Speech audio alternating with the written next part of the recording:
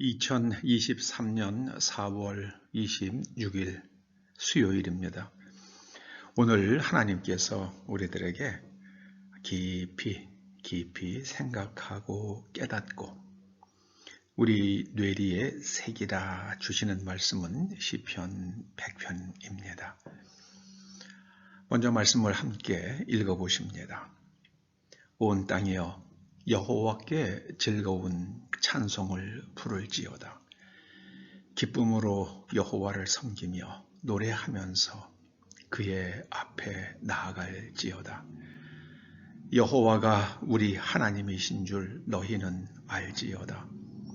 그는 우리를 지으시니요 우리는 그의 것이니 그의 백성이요 그의 기르시는 양이로다. 감사함으로 그의 문에 들어가며 찬송함으로 그의 궁정에 들어가서 그에게 감사하며 그의 이름을 송축할지어다. 여호와는 선하시니 그의 인자하심이 영원하고 그의 성실하심이 대대에 이르리로다. 아멘. 시편 100편 말씀은 우리가 하나님께 나아가서 감사와 찬송을 드리라 말합니다. 감사와 찬송은 신앙의 두 기둥입니다. 사도 바울은 고린도 전서 14장을 통해 방언의 내용은 주로 감사와 찬송임을 깨우쳐 줍니다. 한번 그 관련 구절을 읽어봅니다. 15절 말씀이 이렇죠. 고린도전서 14장 15절 말씀이요. 내가 영으로 찬송하고 또 마음으로 찬송하리라. 영으로 찬송하는 게 방언입니다. 또 마음으로 찬송하는 것은, 이 마음이라는 것은 사람의 음악성이죠. 음악이요. 생각으로, 정신으로. 우리가 늘 하는 찬송이 바로 마음으로 하는 찬송이죠. 방언은 영으로 하는 찬송이다. 그렇게 말씀합니다. 그리고 16절에 또 이렇게 말씀합니다. 내가 영으로 축복할 때에 알지 못하는 처지에 있는 자가 네가 무슨 말을 하는지 알지 못하고 네 감사에 어찌 아멘하리요. 너는 감사를 잘 하였으나. 그래서 이 방언은 감사와 찬송, 이렇게 우리가 정리해 볼 수 있습니다. 그러나 우리가 심히 안타까운 것 한 가지는 우리의 기도를 살펴보면 거의 99%가 이렇게 해주십시오, 저렇게 해주십시오 하는 간구로 채워집니다. 좀 수준이 낮으면 자기 자신의 필요를 아뢰기만 하고요. 조금 수준이 올라가면 자기 이웃을 위해서, 조금 더 올라가면 나라를 위해서 그렇게 이렇게 해주십시오, 저렇게 해주십시오 하고 하나님께 간구를 드립니다.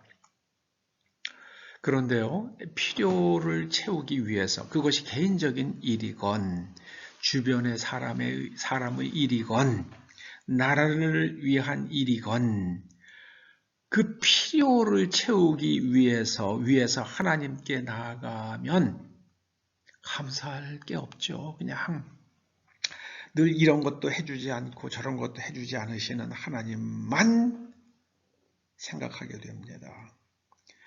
하나님이 어떤 분이신지 알지 못하기 때문에 간구만 드립니다.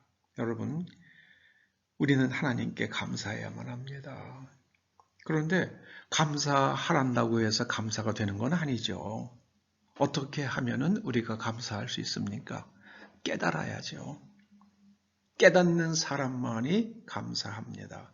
그래서 영어에 보면은요, thank you 사람 for 무엇에 대해서 그렇게 나오죠.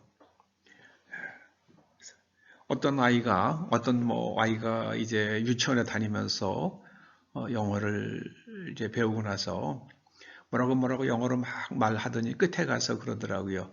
Thank you for listening. Thank you for listening. 여러분, 제 말을 들어주셔서 감사합니다. 끝에 가서 그러더라고요. 제가 아주 기특하더라고요, 그 어린아이가. 영어를 쓰는 사람들은 무엇에 대해서 감사하는, 누구누구에게 무엇에 대해서 감사하는 그 깨달음이 있어요. 구체적인 내용이 있습니다. 근데 우리는 그게 좀 부족하죠. 우리는 그냥 무조건 고맙습니다, 감사합니다. 무엇에 대해서요? 그거는 이심전심이에요. 아무것도 없을 수도 있고요. 또 그 말을 하는 사람과 듣는 사람이 각기 다르게 해석할 수도 있고요. 그게 없어요. 구체성이 없어요. 그런데 하나님께 나아가서 감사하는 사람은요, 하나님께 구체적으로 말씀을 드립니다. 이런 게 감사하고요. 저런 게 감사하고요. 감사의 뿌리는, 감사의 근본은 깨달음입니다. 깨달음. 이 깨달음에 대해서는 영어로는 appreciation이라고 하는 것이 적절할 것 같습니다. 그 가치를 깨닫는 거죠. 그리고 찬송은 하나님을 높이는 마음의 태도입니다. 여러분, 사람을 높이는 말을 가리켜서 칭찬이라고 그러잖아요. 그런데 하나님 앞에서 겸손한 마음을 가지고 하나님을 높일 줄 아는 사람이 사람을 존중하더라고요. 하나님은 높이는데 사람은 무시한다. 그건 불가능합니다. 하나님을 찬송하는 사람은 사람을 존중합니다. 어떤 사람이 하나님을 높이고 사람을 존중합니까? 자신이 언젠가는 반드시 흙으로 돌아갈 것을 아는 사람이 하나님을 찬송하고 사람을 존중합니다. 이번에 한때 아주 성공한 방송인이었던, 그리고 또 나중에 목사까지 되었던 한 분이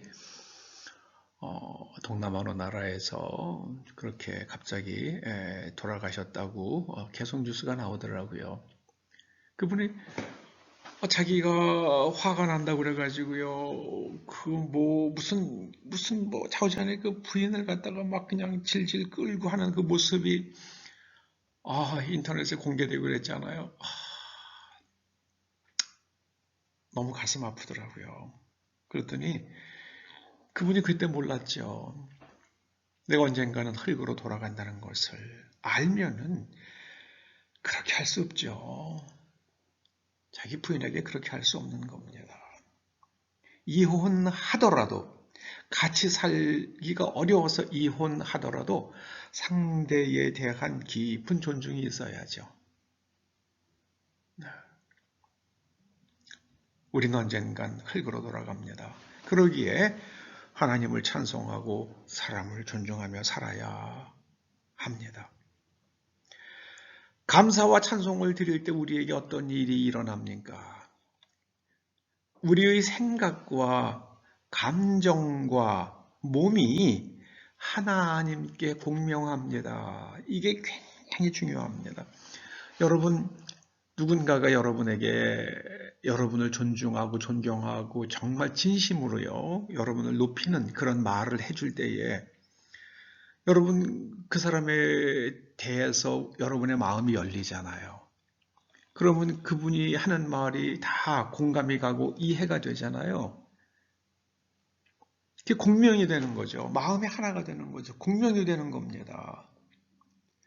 그래서 우리가 하나님께 감사와 찬송을 드리면은요, 우리의 생각, 이게 지혜와 명철과 총명이죠.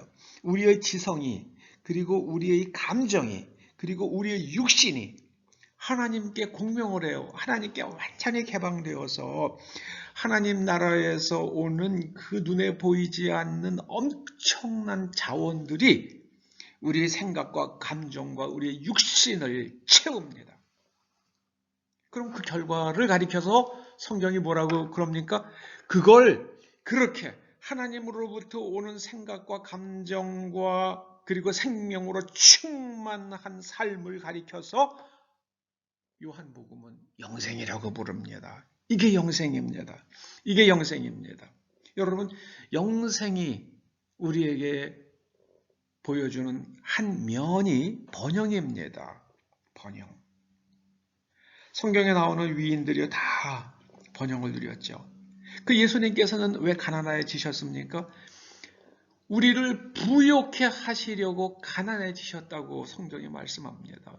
예수님께서 왜 죄인의 자리에 서셨습니까? 우리의 죄를 용서해 주시려고 예수님께서 십자가라는 죄인의 자리에 서셨습니다. 매달리셨습니다. 예수님께서 가난하셨던 것은 우리를 부욕해 하시려고 하신 것입니다. 그래서 예수님을 믿으면 번영이 찾아옵니다.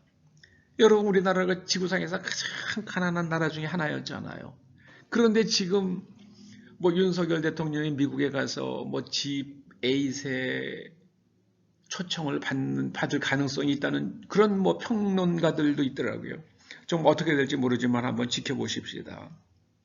저는 하나님을 향해서요, 감사와 찬송을 드리면서 이 땅이 하나님께서 주시는 번영을 누리는 땅이 되기를 간절히 소원합니다. 저와 여러분과 우리의 자녀들이 이 땅에서 하나님께 공명하는 이 땅에서 건강과 그리고 자유로움과 자기 성취와 그 감사와 기쁨이 충만하기를 소원합니다. 여러분, 신앙의 두 기둥은 감사와 찬송입니다. 하나님께서는 선하시기 때문에 그 하나님의 인자하심은 영원하고 그의 성실하심이 대대에 이르리로다. 우리들과 우리들의 후손과 후손의 자녀들과 또 그들의 자녀들이 다 하나님께 감사와 찬송을 드림으로 이 땅에서 번영을 누리기를 주의 이름으로 축원합니다. 기도하시죠. 아버지 하나님, 감사합니다. 감사합니다. 저희들에게 이만큼 살게 해주셔서 정말 감사드립니다. 우리가 하나님 앞에서 진실하며 하나님 앞에서 겸손하고 사람 앞에서는 당당하여 사람을 서로 존중하며 서로 신뢰하며 그리고 열심히 노력해서 번영을 누리는 이 땅 백성들 되게 하여 주시옵소서.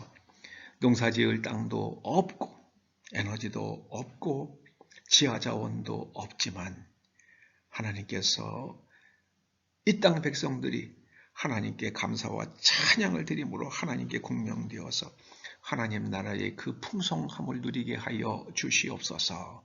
예수님의 이름으로 기도드리옵나이다. 아멘.